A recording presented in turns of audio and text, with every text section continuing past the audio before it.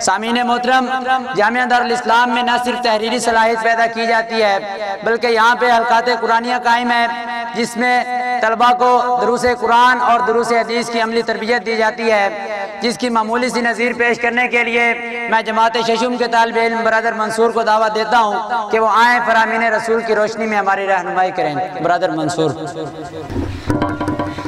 نحمده ونصلي على رسوله الكريم أما بعد أعوذ بالله من الشيطان الرجيم بسم الله الرحمن الرحيم قال النبي صلى الله عليه وسلم إن من أخياركم أحسنكم خلقا أو كما قال عليه الصلاة والسلام۔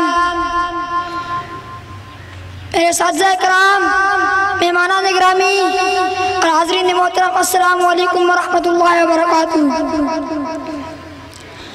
میں نے آپ کے سامنے نبی مہربان صلی اللہ علیہ وسلم کی ایک مختصر سی حدیث پیش کی ہے جس میں آپ صلی اللہ علیہ وسلم فرما رہے ہیں کہ تم میں سے بہترین شخص وہ ہے جو اخلاق کے لحاظ میں سب سے اچھا ہو۔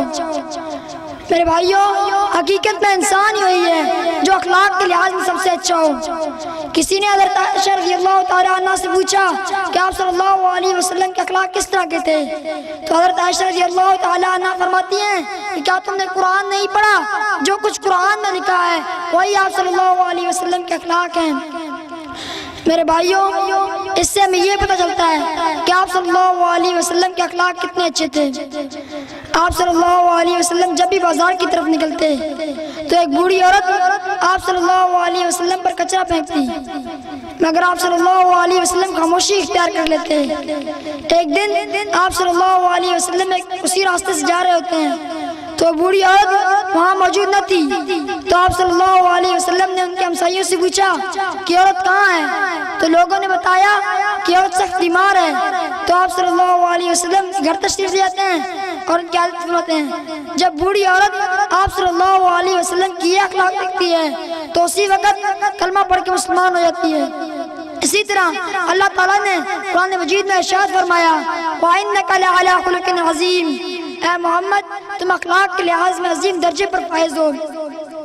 آپ صلی اللہ علیہ ایک دفعہ ایک بوڑھی عورت شہر چھوڑ کے جا رہی تھی کہ اس شہر میں ایک جادوگر رہتا ہے، تو اپنا سامان اٹھائے مدد کے لیے پکار رہی ہوتی ہے۔ تو آپ صلی اللہ علیہ وسلم کا سامان اٹھاتے ہیں اور اپنی منزل کی طرف روانہ ہوئے، تو راستے میں وہ بوڑھی عورت آپ صلی اللہ علیہ وسلم سے کہتے ہیں کہ تم کتنے اچھے انسان ہو، خیال کرنا مکہ میں ایک جادوگر آیا ہے جس کا نام محمد ہے، ایسے نہ ہو کہ وہ آپ پر بھی جادو کر دے۔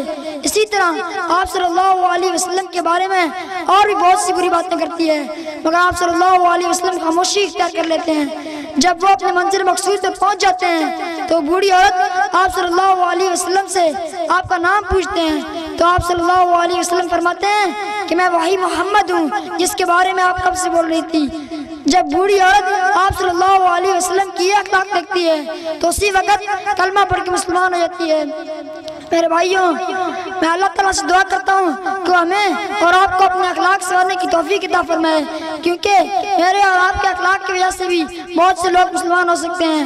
وآخر دعوانا ان الحمد للہ رب العالمین۔